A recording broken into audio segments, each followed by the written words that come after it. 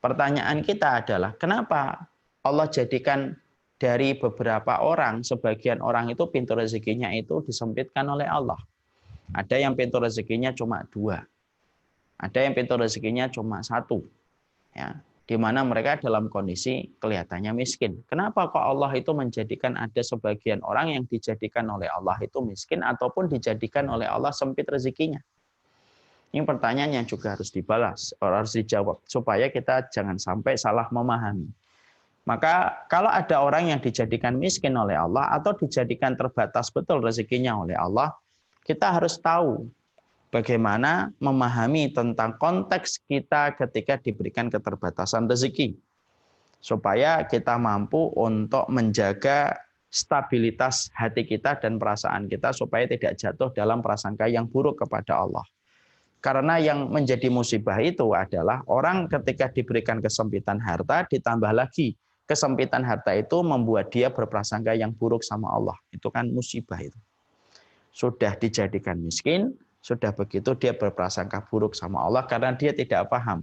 Kenapa Allah itu mensedikitkan hartanya, kenapa Allah itu membuat sedikit pintu-pintu rezekinya.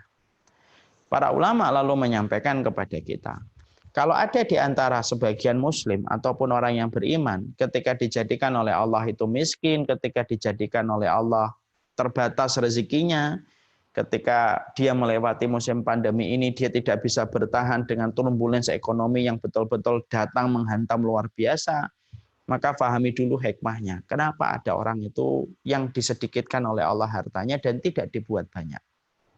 Maka para ulama memiliki jawaban beberapa poin untuk menjawab pertanyaan kita. Kenapa kok saya rezekinya cuma 3 juta? Kenapa saya kok cuma 2 juta? Kenapa saya dulu punya perusahaan, sekarang gulung tikar? Kenapa perusahaan saya tidak mampu bertahan?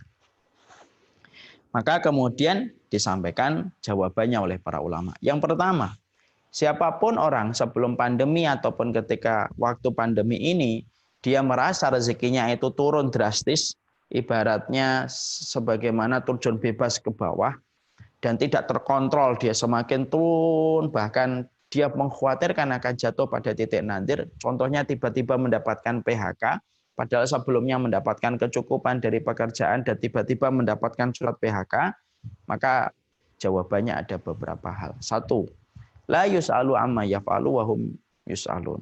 Tentunya yang pertama adalah kaidahnya adalah ayat. Allah tidak ditanya tetapi kitalah yang ditanya. Itu terserah Allah. Kita ini hambanya Allah. Dan hamba itu mengikuti kemauan Sang Khalik yang menciptakan kehidupan seluruh makhluk dalam kehidupan alam semesta. Ini yang pertama. Yang kedua adalah terkadang Allah itu memberikan kepada kita kemiskinan ataupun Allah memberikan kepada kita keterbatasan harta karena Allah itu melihat bahwasanya ada tipe-tipe manusia yang apabila diberikan kekayaan dan diberikan kelapangan harta berpotensi untuk merusak kehidupan akhiratnya. Makanya akhirnya Allah tahu harta ini berpotensi merusak akhiratnya. Allah ambil supaya hamba itu tidak rusak akhiratnya disebabkan surplusnya harta. Makanya dalam salah satu riwayat dikatakan, Rasulullah mengatakan dalam satu hadis qudsi, inna min ibadi man la yasluhu imanuhu illa bil ghina.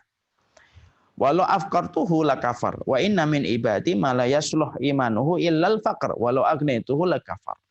Makanya dalam satu hadis qudsi Allah berfirman, sesungguhnya di antara hambaku ada yang tidak cocok kalau dia menjadi miskin. Kalau dia menjadi miskin maka dia akan kufur. Maka aku kayakan dia. Ada hambaku yang tidak cocok menjadi kaya. Makanya aku kemudian jadikan dia miskin. Kalau dia kaya maka dia akan menjadi kufur. Dan itulah ilmunya Allah yang tidak terbatas. Ilmunya Allah yang tidak terbatas. Yang pasti Allah ketika memberikan takaran ada yang lebih, ada takaran yang kurang. Takarannya Allah itu ada hikmahnya. Karena apa? Allah itu kalau mengurangi pasti punya hikmah. Sebagaimana Allah kalau nambah pasti punya tujuan. Contoh ya. Kita orang tua ketika memberikan uang saku sama anak. Kita kan tahu kenapa kita nambah, kapan kita nambah, kapan kita ngurangi uang saku anak kita. Kalau anak kita ternyata baik, betul, taat, betul. Bahkan empatinya gede sama kita selaku orang tua. Baru masuk rumah dia sudah menyambut kita dengan senyuman yang sumringah. Kemudian peduli dengan kecapean kita, mijitin, ngambilkan minum.